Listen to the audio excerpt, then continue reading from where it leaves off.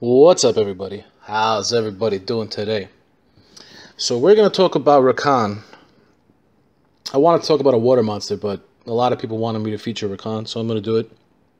He's so cool, isn't he? He looks so cool. I'm so happy I pulled him. I'm one of the lucky ones that got to pull him. Sorry, everybody. Let's talk about his skills. When he gets awakened, he gets increased resistance by 25%. He has a 50% hit point leader for all fire monsters. Attacks an enemy inflicting damage proportional to your max HP, meaning his own max hit points. Gains increased attack power and immunity against harmful effects for 3 turns. Instantly recovers a turn when used. Alright. Pins down the enemy and inflicts continuous damage for 1 turn. Okay. So let's talk about his rune builds, and we'll go with the skills along with his rune builds. All right. Let's say you pulled him and you're like a complete noob. You're like level 15, 10, whatever you want to, whatever level. Anything below 25. Honestly, I don't see you farming very good runes. I would go all energy, hit point on him. Why? To maximize this skill right here.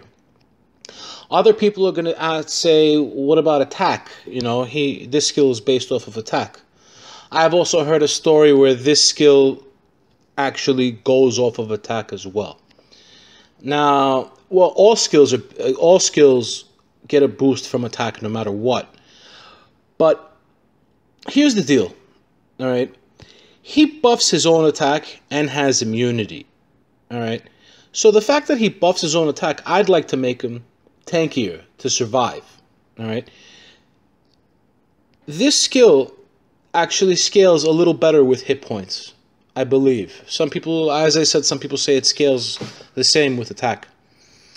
I would still want him to survive more. All right. He's a hit point monster. He boosts his own hit points by 50%.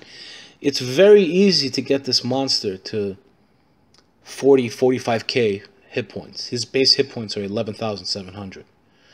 Now, he doesn't have to be 45,000 hit points, though. He doesn't have to be that tanky. So, I suggest all energy, hit point.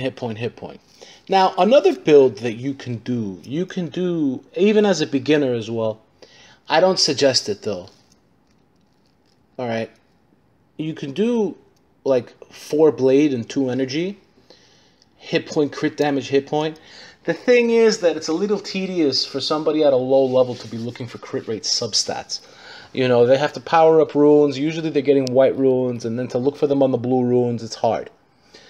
So, I would say stick with just doing hit point. Now, when you're going into a mid-game build and you're farming some giants, you can do, 4 blade, hit point, crit damage, hit point. If you could get his crit rate above 50%, it's worth it.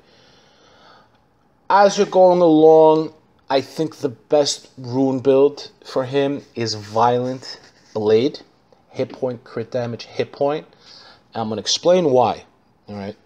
I also want to get into another subject too, but I'm going to explain why first. Why Violent? First of all, Violent, everybody knows you get an extra turn. I actually think that all the Chimeras, when they did the supposed Violent balancing, all the Chimeras actually got a buff from this Violent balancing. Why?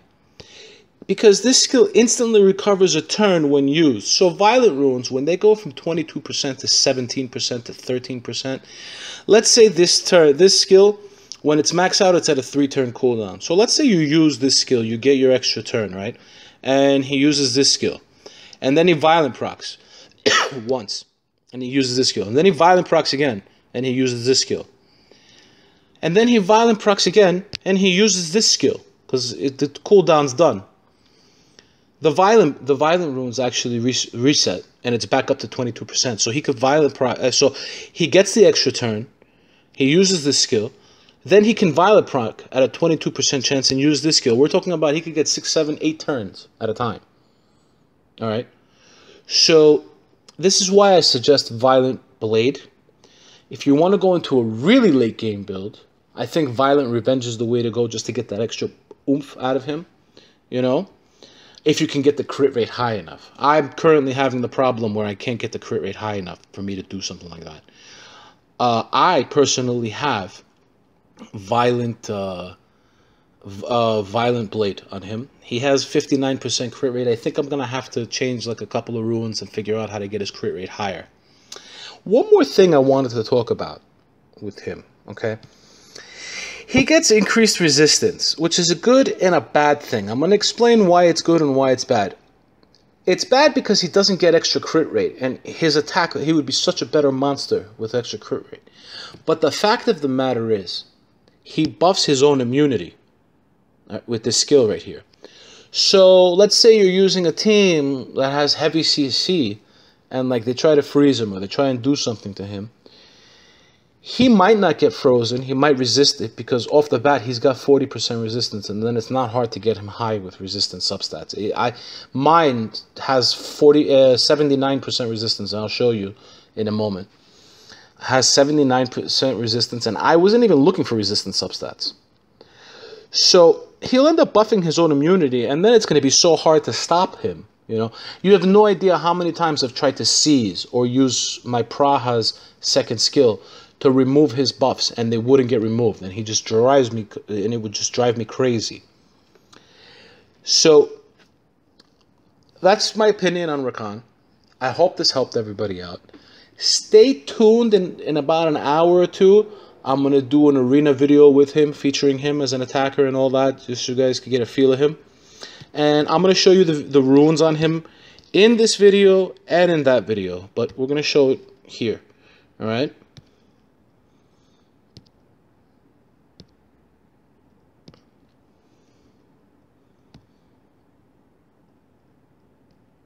So these are his overall stats.